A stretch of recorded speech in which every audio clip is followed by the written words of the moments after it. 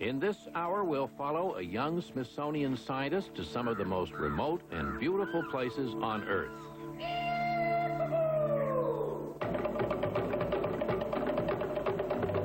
Some of the same places the great Charles Darwin visited on a voyage that forever changed the way we understand the world.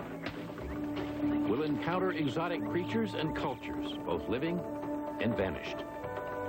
And we'll make discoveries that build on the work of great scientists of the past and shed new light on the mysteries of evolution.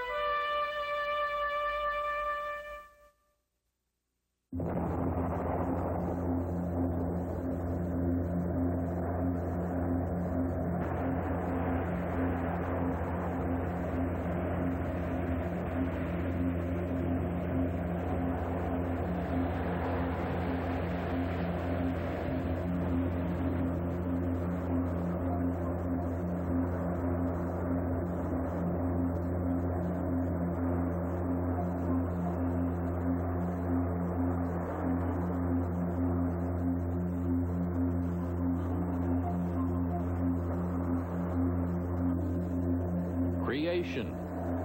Islands rising volcanically from beneath the oceans. Building up with red-hot lava that will cool into dark rock and wait.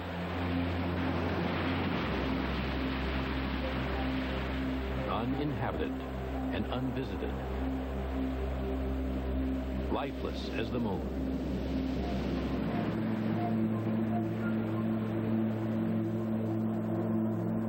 A lull stretches over thousands of years. Tens of thousands. A million years. Nature, having created the islands in volcanic fury, populates them with glacial patience.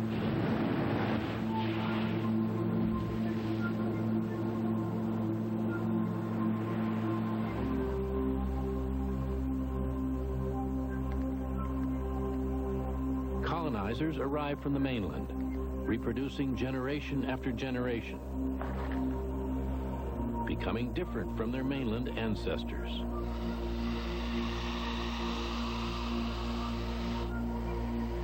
In these differences wait answers that will produce a revolution in thought, as continuous and dramatic as the subject itself: evolution.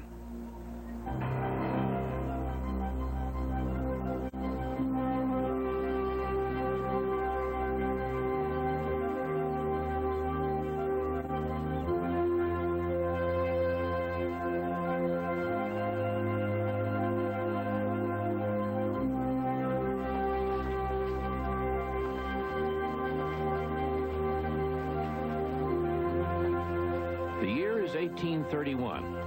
A British Navy ship called the Beagle sets out on a mission to chart the coastline of South America. On board is a 22-year-old Englishman named Charles Darwin, who is signed on as ship's naturalist. His task? To observe and collect the flora and fauna at every landfall. The voyage lasts 5 years. 4 years out, the Beagle leaves South America and sails for Tahiti, stopping for a look at the islands of the Galapagos archipelago.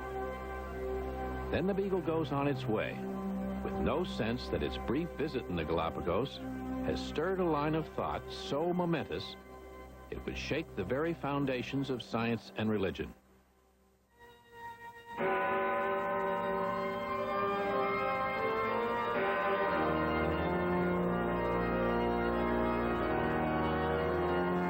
For centuries, few had questioned the story of creation as set forth in the book of Genesis, that man was made in God's image, not evolved from lesser creatures, that all species were part of God's unchangeable design, not part of an ever-changing process that Darwin would describe as the war of nature.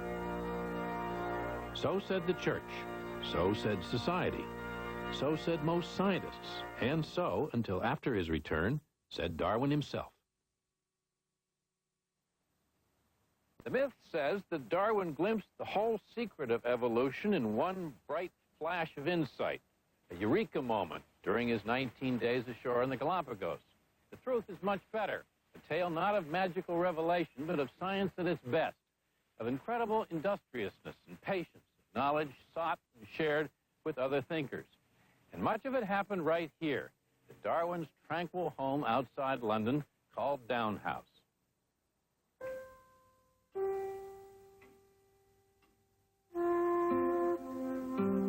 After the return of the Beagle, Darwin never traveled very far again, largely because of a lasting illness, possibly acquired during his explorations in South America.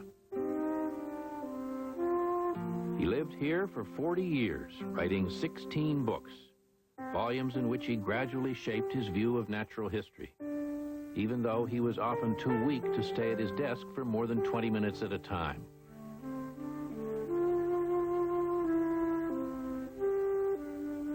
In 1859, 24 years after leaving the Galapagos, he published the masterwork he wrote in this room, On the Origin of Species. His theory of evolution, of a never-ending process of adaptation and change in which old species become extinct and new ones emerge, was backed by such a mass of evidence and reasoning that it couldn't be discredited, though there's still controversy in our own day. It was an idea whose time had come, and Darwin was hailed as a genius.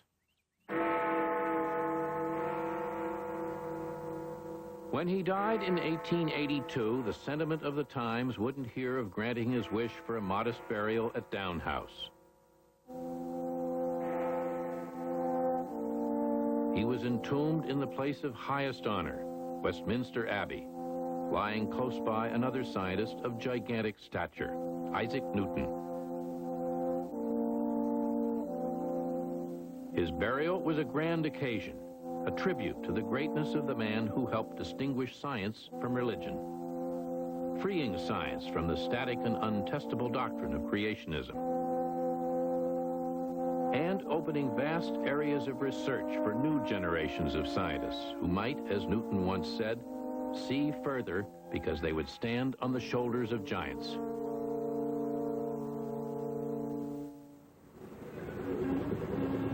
Dr. David Steadman is a 34-year-old American naturalist and Smithsonian researcher. At the British Museum, Steadman works with the very specimens Darwin collected on the voyage of the Beagle. This is where we keep the Beagle specimens from the Galapagos. The British Museum preserves these specimens so that a scientist like Steadman can compare his own findings to what Darwin actually found. Apart from their value to science is the deep satisfaction of handling the very things Darwin brought back 150 years ago. A direct connection between two men of science from two entirely different centuries. In science and in spirit, Steadman could be called a descendant of Darwin. Like Darwin, Steadman is a born naturalist, and like Darwin, he has never let academic tradition stand in the way. And the other thing he wanted was the mockingbird. Right. He approaches the natural world with open eyes and an open mind. His interests and training run the full range: biology, zoology, geology, and he draws on all of it. The study of evolution is a painstaking process of piecing together a giant puzzle of unknown boundaries. What seem at first glance to be small and insignificant fragments may ultimately lead to valuable conclusions about how our world evolved. He's gonna make me try. Oh, that looks real good, Derek. Such detailed study provides David Steadman with a window into the past, a way to see birds and animals that lived in Darwin's time but are now extinct. Longer bones in the big finch collected by Darwin. Gathering and studying fossils like a detective collecting bits of evidence, Steadman can reconstruct twists and turns taken by nature in the Galapagos. In the late 1970s, David Steadman achieved an unexpected breakthrough. He defied conventional wisdom and surprised other scientists by finding new fossil evidence that clarifies the evolutionary story of the islands. Like Darwin, Steadman first came to the Galapagos at the age of 26. Darwin never returned. Steadman returns again and again. He's been there 7 times, each time trying to dig deeper than Darwin.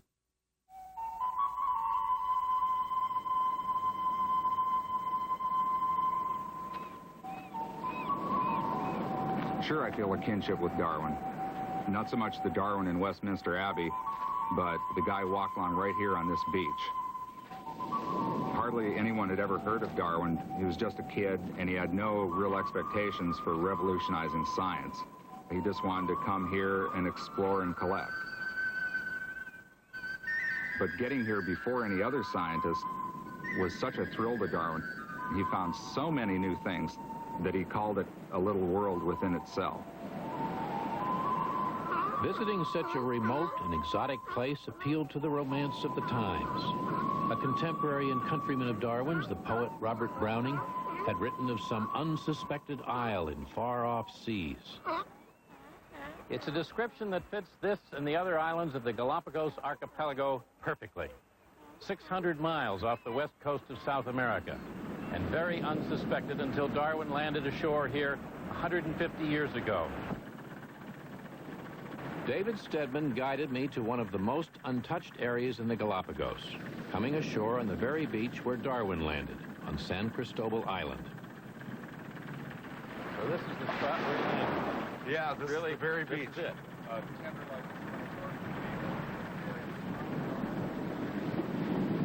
It's a strange and uninviting place, like nowhere else on Earth. But a scientist like Steadman knows every inch of its rugged terrain. And with his boundless energy, he made sure I would get to know it too.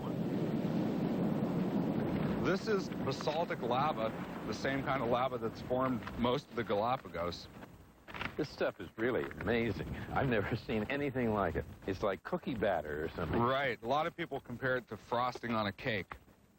Now, does it just go on like this for miles? Yeah, this field goes for a long ways inland. Imagine when those Englishmen came ashore here, what the feeling must have been. Yeah, they'd never seen anything quite like this. When did you first see it? In 1977. And what did you think? I guess I was as impressed as the people were on the Beagle. It floors you when you first see it. It sure does. It is the absence of man that helped make these islands such a perfect showcase of evolution. Untrampled, unhunted, unfished, and undisturbed. They had been allowed to develop their own unique forms of life. And because evolution moves with snail's pace slowness, and the islands are geologically young, evolution was in a relatively elementary state when Darwin arrived. The forms that are out here have only had a few million years to evolve. So even though these marine iguanas would remind you of some primitive reptile, in fact, these are very modern, recently evolved species. Evolution hasn't had long to work out here. Why are there so few species here, and why are there the particular species here that there are? Dispersal is the key. Like these sea lions, they can swim out from the mainland. But for lizards, rodents, snakes, tortoises, it's just a problem of hitching a ride out on the ocean currents.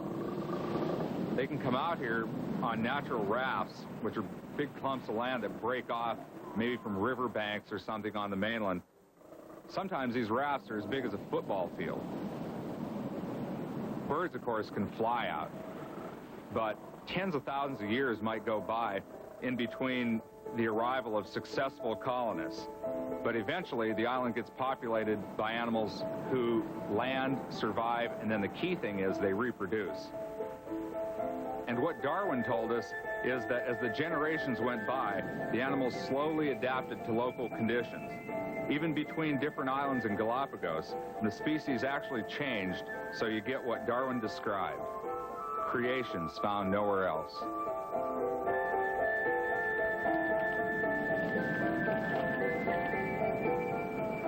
To account for creations found nowhere else, Darwin would ultimately arrive at a theory of evolution whose main points now tend to be taken for granted. Random variation, nature's way of trying out new designs to suit local environments. Modifications gradually becoming permanent as the species evolves. And natural selection, the cold-hearted process by which better adapted forms survive, while others wither and die.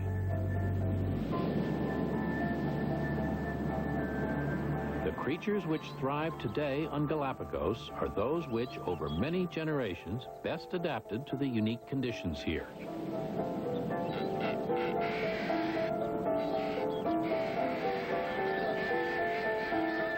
Why are the creatures on these islands so tame? They have evolved in the absence of predators as we know them. And so you can walk right up to a finch or a lava lizard or a marine iguana or a tortoise, and they don't look up at you as something that could kill them. They just look at you as something they don't understand. Galapagos is the Spanish word for tortoises, and it was a pair of giant tortoises that gave Darwin his first impression of life on the islands. They must have weighed at least 200 pounds, he wrote. These huge reptiles surrounded by the black lava, the leafless shrubs and large cacti, seemed to my fancy like some antediluvian animals, prehistoric. They're eating cactus pads. That's one of their favorite foods. They really are spectacular. Will he bite me? Sure. See, he's in the feeding mode. But we got some bribery here. They like the peel as well as the fruit on a banana. Now, what would cause them to keep getting bigger? Why did they get this big? Because they were the only major herbivore out here. And the larger your size is, the more types of plants are available to eat. They can reach up higher, get more things. Their mouth is bigger, more powerful. These are those humps on the head are the main jaw muscle attachments. That's not the brain. Don't ever think that they're real smart. Well, now, as a scientist, when you look at this specimen, what does he make you feel? Oh! Sometimes he makes me feel very bad. Is he interesting to you? Oh, he's very interesting. And as a scientist, I look at it, and my first question is, how does it differ from other tortoises in the archipelago? And that's been a question among scientists ever since the tortoises were discovered.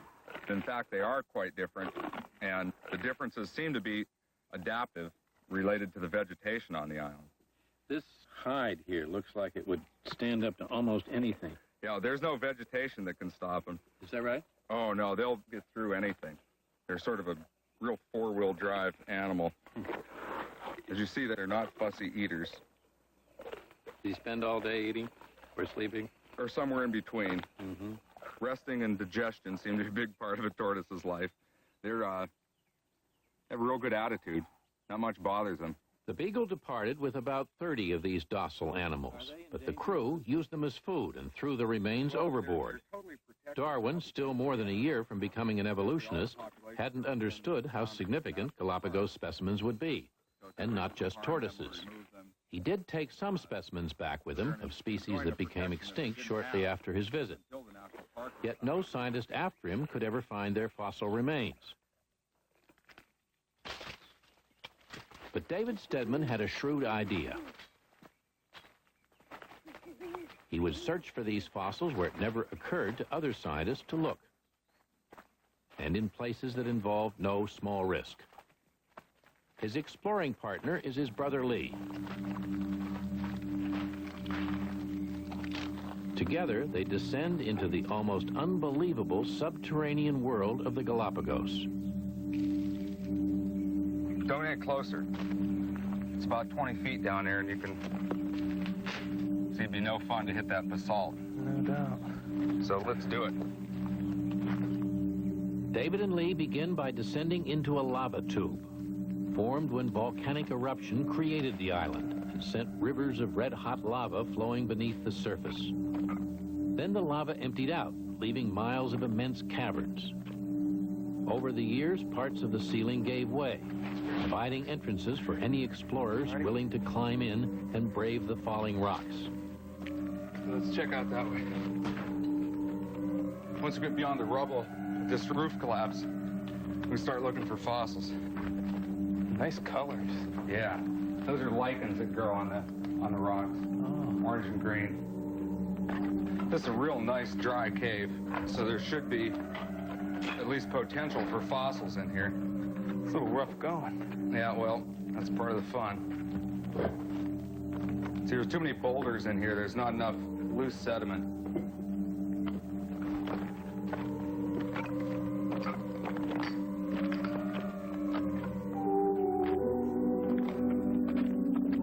Well, this is a beautiful latitude. Look at all these striations along here. These striations represent different flow levels. When the tube was forming and the lava was running downhill, like this would be one level, and then it'd go down. Here's another level, another. This tube was in the middle of a huge lava flow. To penetrate deep into these caves may be dangerous, but conventional scientists thought it was pointless as well. Steadman is a pioneer in this kind of exploration. The idea to look for fossils here was unorthodox, untried, and probably it never would have occurred to him had he been a man of less imagination and more specialized scientific training. As a geologist, he knew the character of such volcanic formations as these. Because he knows biology and zoology, he also knew the nesting and feeding habits of a certain predatory bird, for which these caves were home for many thousands of years. Yeah, let's check it out. And they provided the key to his discoveries. The way I look at things here, by going into caves and looking for fossils, I have the ability to go back in time and see the same animals that Darwin was able to see, but nobody has been able to see since Darwin. Okay, I'll trawl out, take a little sample, see what it looks like. In Galapagos, a lot of extinction occurred before there were any scientific surveys. As a result, in many cases, we don't know what the natural fauna should be because there's no evidence for it, except for the fossil record. No one had ever been in Galapagos before to look for fossils of any of the terrestrial animals that Galapagos is so famous for. Well, this is nice stuff. This sediment will screen very easily. When I first decided to come out here, almost invariably I got a very negative response.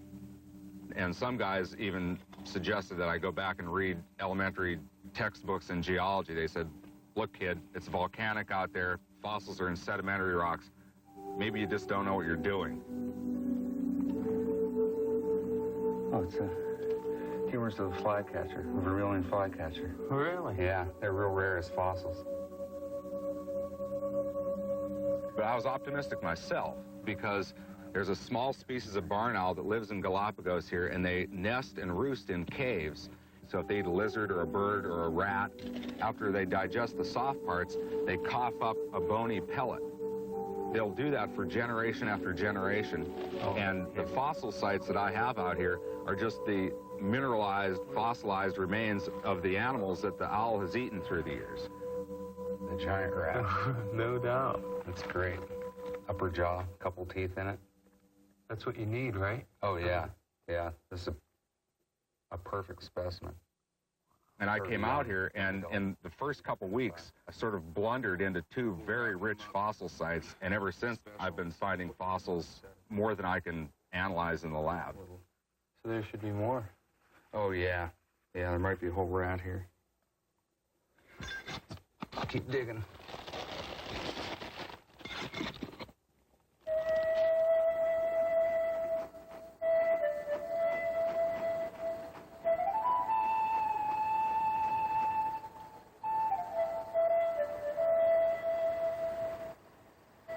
It's said of Darwin that he gave scientists something to do.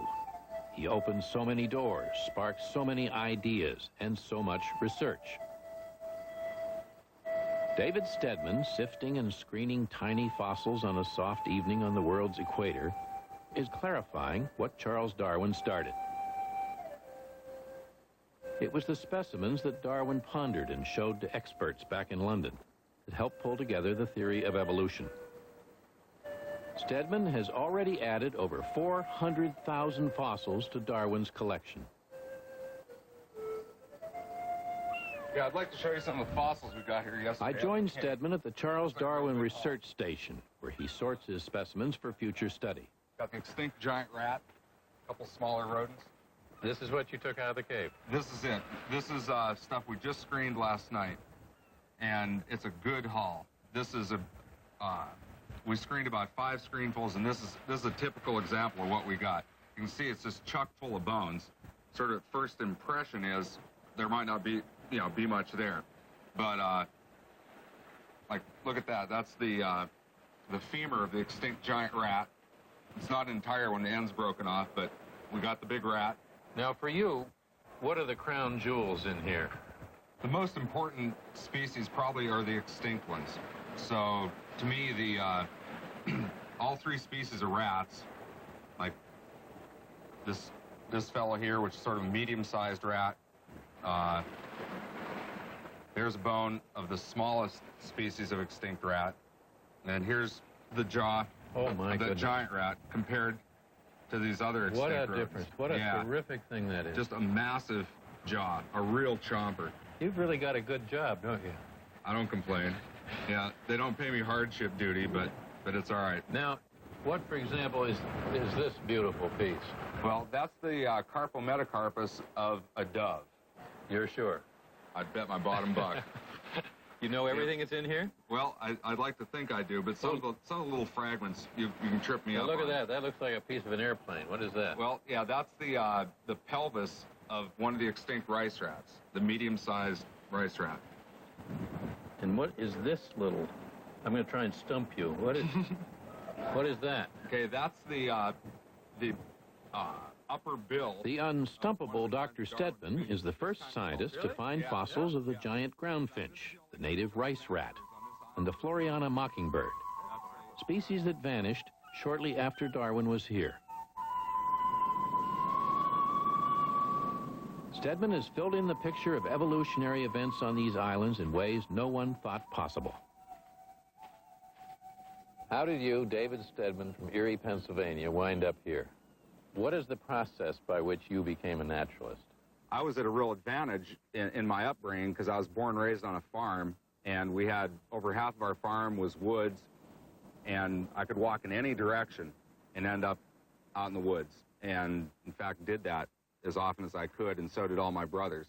So we were always surrounded by birds and trees and snakes and rocks and dirt, mud, and now, after going through all kinds of academic BS and getting all the degrees that I need in order to justify it, now I'm paid to get real muddy, get real dirty, sweat, pick up snakes, look at birds, dig, those sorts of things, and it's not boring at all. From your own knowledge of islands and evolution, how does Darwin now stack up in your eyes? Basically, Darwin was right on the money. But needless to say, as methodologies improve, technology improves, as more people enter the field, and there are more ideas to build on, things just progress through time. The things I've found out here are no more golden than anybody else's work. And somebody might come along in 20 more years or 50 or 100 and find a brand new way of finding fossils in Galapagos or some other new evidence that will modify the things I've found. I mean, you never have the final answer. You just build on past evidence. So you're always building on other people's work. Exactly.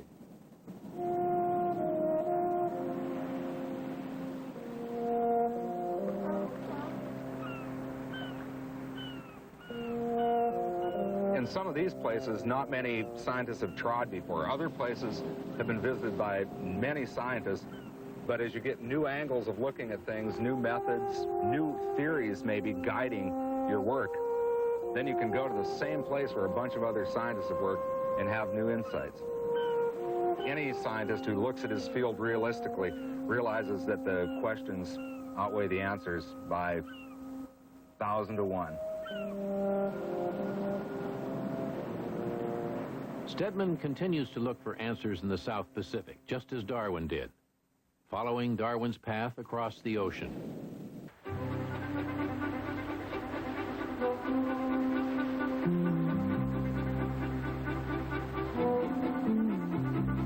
The survey of the Galapagos being concluded, wrote Darwin, the course was steered toward Tahiti. We commenced our long passage of 3,200 miles.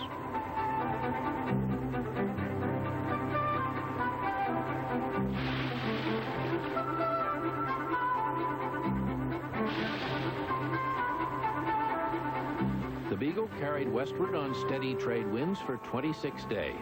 The weather in that autumn of 1835 was bright and clear. On the morning of November 15th, the surrounding islands of Tahiti came into view.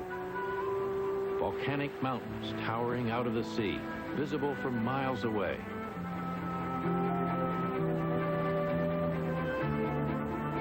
To Europeans, these islands, quite unlike the Galapagos, were very familiar.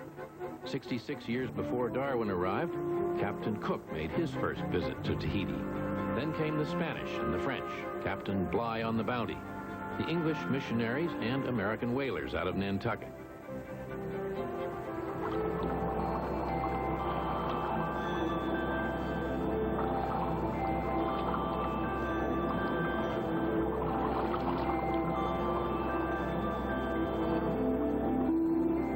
Westerners were enchanted by Tahiti. It fulfilled every fantasy of a lush, unspoiled island paradise. And Darwin was as overwhelmed as any Western visitor. On a long hike, he found himself looking into the depths of neighboring valleys. He came to a waterfall several hundred feet high. A sublime spectacle, he wrote, the shades of night gradually obscuring the last and highest pinnacles. What impressed Darwin most about Tahiti was its people. I was pleased with nothing so much as the inhabitants, he wrote. They have an intelligence which shows that they are advancing in civilization. Today, civilization threatens to destroy Tahiti. Once a synonym for peace and paradise, Tahiti is now too often tawdry and crowded with tourists. The undisturbed laboratory of nature sought by Darwin and Steadman is long gone. So Steadman heads for a remote island group, the Cook Islands, named for the great explorer himself. 15 islands and atolls spread over thousands of miles of the South Pacific. Mangaya, the southernmost island, attracts Steadman's attention. It is a rugged speck of land only 4 miles long, more than 100 miles from its closest neighbor, 600 miles from bustling Tahiti, 3,000 miles southwest of Hawaii, about as far off the beaten path as you can get. The island of Mangaya is a blank page in evolutionary history.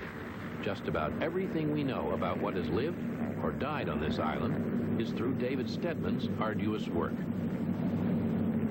We're dealing with an area that's pretty much unexplored, in certain cases totally unexplored.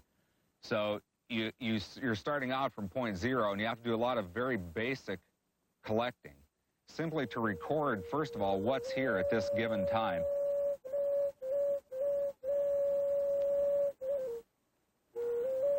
So Steadman must record what is here. But of even more interest is what is not here. The silence on Mangaya is almost palpable. There are hardly any signs of wildlife. Few birds or animals fill the darkness with their sounds. Most are gone, extinct, victims of man's presence here in this tropical Shangri-La.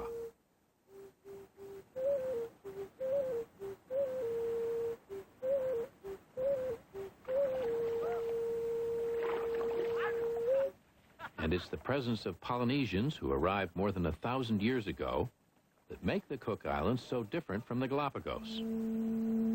A study not only of evolution, but of man's impact on evolution.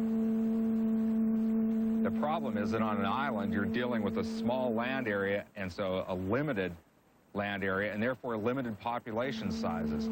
So extinction is a much easier thing to occur. One by one, people eat their way through these species, and as a result, the fauna that trickles down to today, what we see now, is only the tip of the iceberg.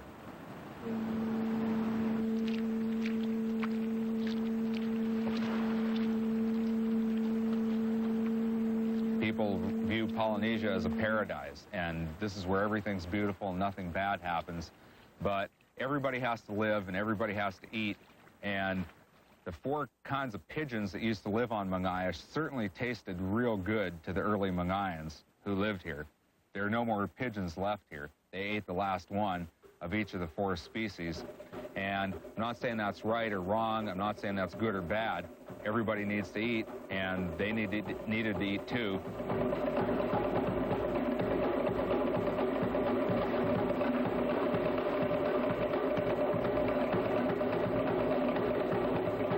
On islands, you can't study the fauna separate from the culture.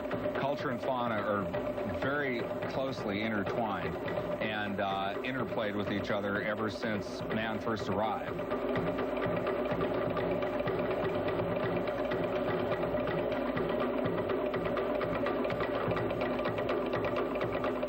These dances are a reminder that while the 20th century has arrived here, it has hardly erased the past. Not all villages have electricity. There is no telephone service to the island. And television, that modern substitute for traditional gatherings like this, is non-existent.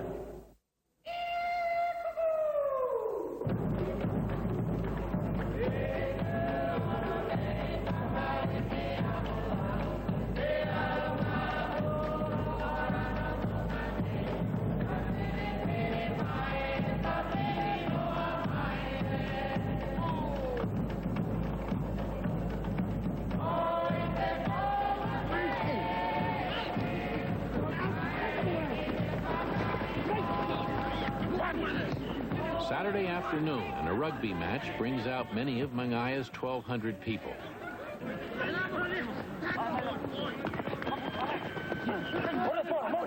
Rugby is a legacy of the first Europeans to arrive, the British, and of the New Zealanders who long maintained a presence here. But a ferocious, angry ancient past lies just below the civilized surface, as teams from rival villages clash on the playing field. A reminder of the violence with which these same people once fought in battle.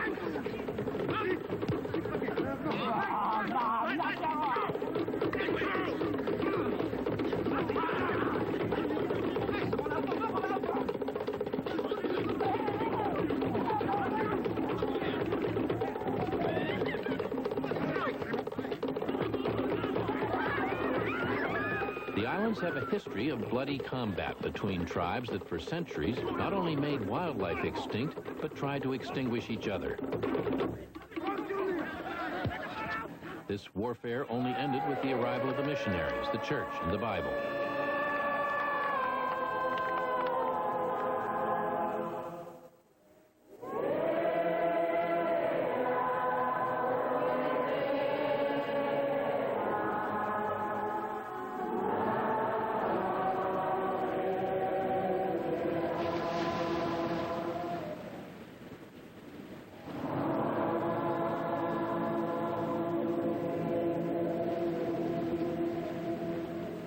The missionaries in the 1820s and 1830s, up maybe into the 1840s, converted essentially the entire island to Christianity.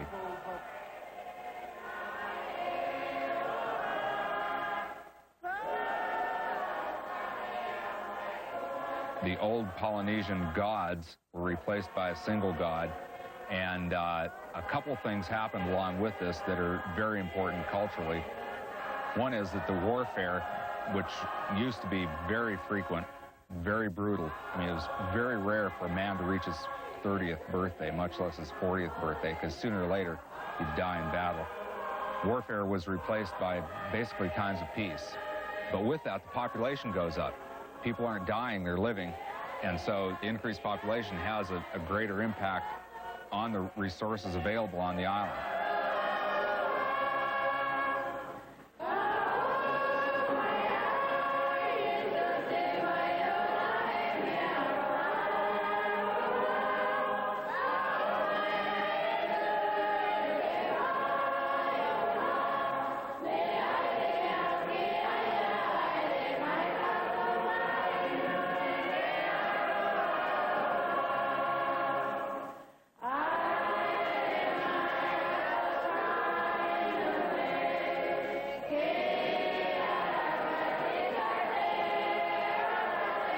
Christianity may have ended tribal warfare, but it was the age of warfare, ironically, that makes Mangaya ideal for Steadman's work, leading him into caves that were hideouts of Mangayan warriors. Chief of the island's tribal council, Tua Uria. All the defeated tribe used to go, run away and try to hide, take refuge in a cave.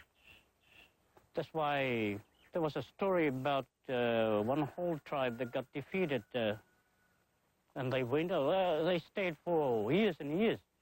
It's good for that purpose because nobody can come in through the front. It's very hard to get up top. If anybody have to go up to get into that cave, he has to, crawl up.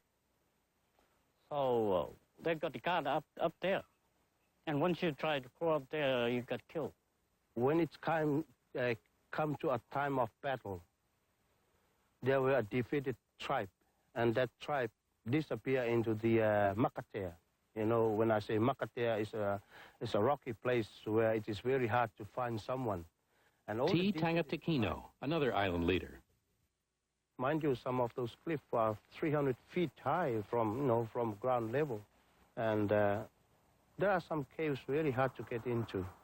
But most of the cave, you have to travel quite a bit, and you have to climb up and down before you come to them.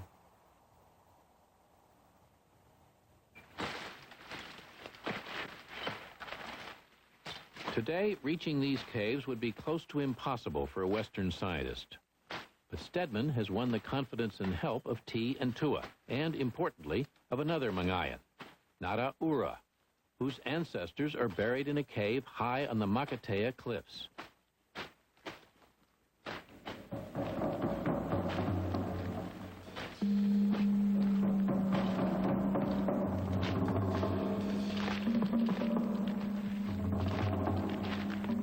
Is this the only trail down to the cave? Yeah.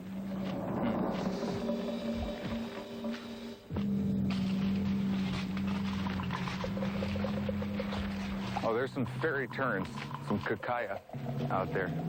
Yeah.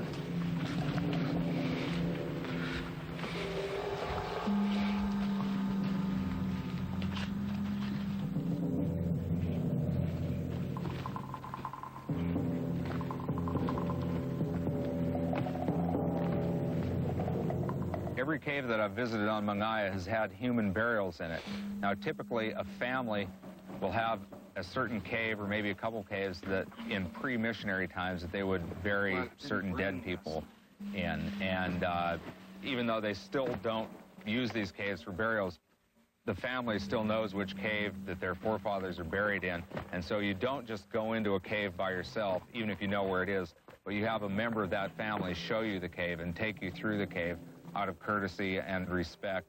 And once the person from the family understands that you're not there to do anything disrespectful and you've won their confidence, then you can go ahead and look for these fossils, and you can do it in a way that doesn't disturb the human burials at all.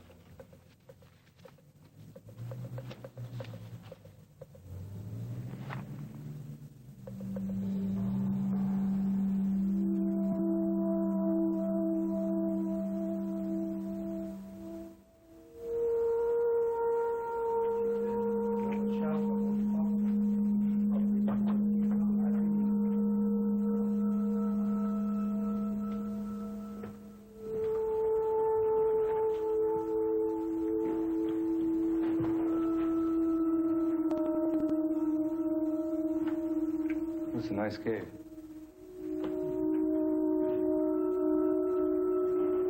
Pretty dry, too. Not too drippy. For an island that's only 4 miles by 5 miles, Mangaya has an amazing number of caves. I've been in 10 caves, huge limestone caves so far, and the caves run for hundreds of yards. Spectacular dripstone formations, stalactites, stalagmites.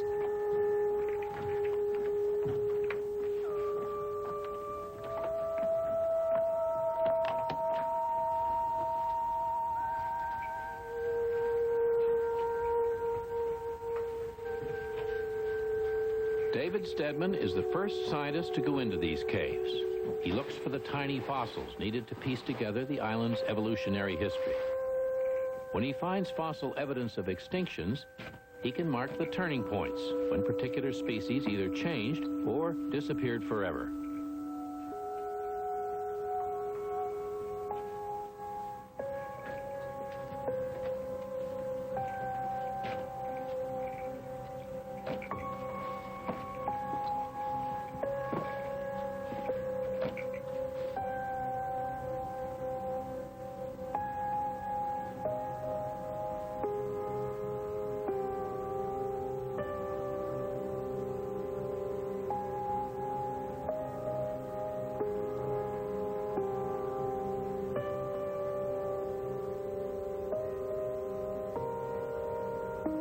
Some of these bones look just like a normal bone. Others are covered with calcite, in other words, the dripstone that forms in the cave, and so they look like miniature stalagmites. Sometimes you'll find the entire skeleton of a bird, other times just one or two bones of any particular bird. In certain cases, one or two bones is enough to piece together what the species looked like. In other cases, you need 5, 10, maybe 15 or 20 bones in order to say in a pretty good, definitive way exactly what species you're dealing with.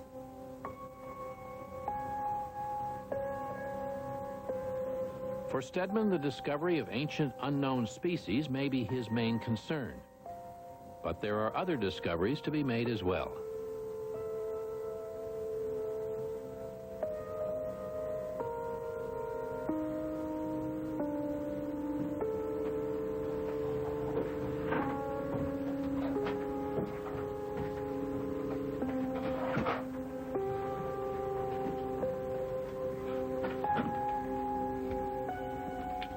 Look at this burial. Yeah, Ooh. good one, eh? Yeah. This is a dugout canoe, right? Yeah, and this is made out of tamana tree. The tamanu. Yeah, And this man here is one of your forefathers? yeah, it's one of my forefathers. So all the people buried in this cave are your forefathers, Yeah. your relatives. This looks like quite a big guy.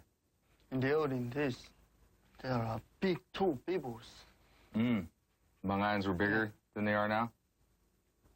So this is a pre-missionary burial. Yeah. This was probably a young warrior, killed by a blow that crushed his skull.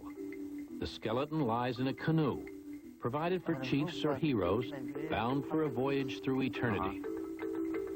Let's explore a little more, see what we find.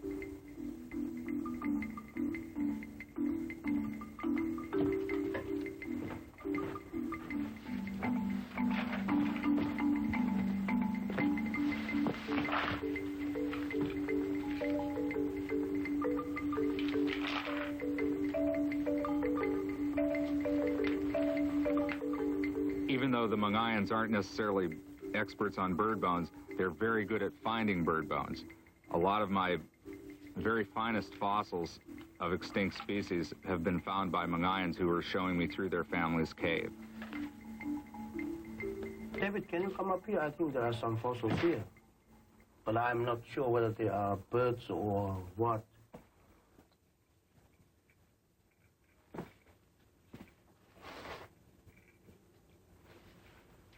Oh, these are great. They're some bones of one of the extinct pigeons on Mangaya. That's one of the wing bones. This is similar to the one they call rupe on Rarotonga. Sure. Still survives there. Is this a part of the pigeon or? Yeah, that's part of the pelvis. Little opening. In fact, there are no rupe or pigeon at the moment on the island, eh? No pigeons on Mangaya anymore. They're all extinct. A similar kind survives on a few other Cook Islands. Yeah. Finding the fossil of a species that no longer occurs on one island but still survives on adjacent islands is very important to an evolutionist. What this means, now that we have the fossil, is that here was another branch in the evolutionary tree that unfortunately was cut off prematurely. The natives of the island who helped David Steadman show little interest in the scientific implications of his research. But they appreciate his interest in them And indeed, he gives something back. He shows them that the birds and animals that fill their legends really did exist.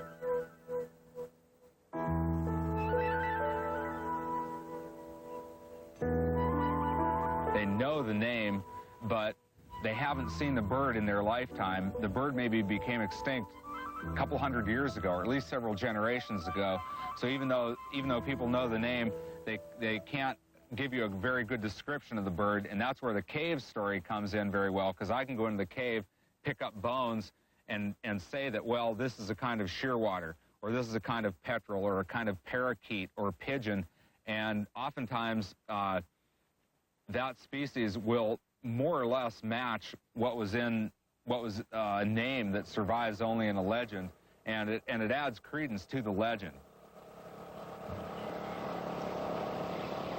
Extinction doesn't have to be something that happens just with jet age cultures, with modern technology. Primitive cultures as well were very capable of having a major impact on their fauna and of depleting things to the point of extinction. So in Polynesia here, we're seeing extinction sort of on a continuum. From the time the first canoes landed on these islands, the people had an impact on their fauna, and that impact continues today.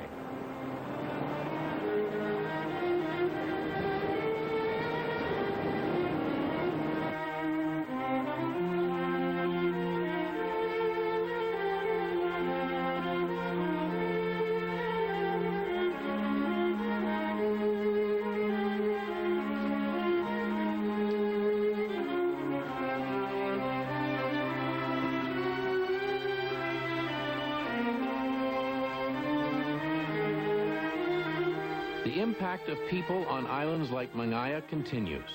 It's scientists like Steadman who can help us understand what it means.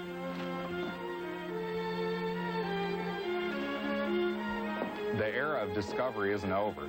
There are still places where you can go and do very basic but very original research and open up brand new ways of looking at things and discover entirely new species. There are still many things to find out. There are many islands never visited yet by any sort of biologist. There are many lifetimes of work to do just in the Pacific Ocean alone. I'm sure that before I die, I won't be hurting for work. There'll never be any shortage of islands to go to, never any shortage of neat new people to meet. It's going to be a good time.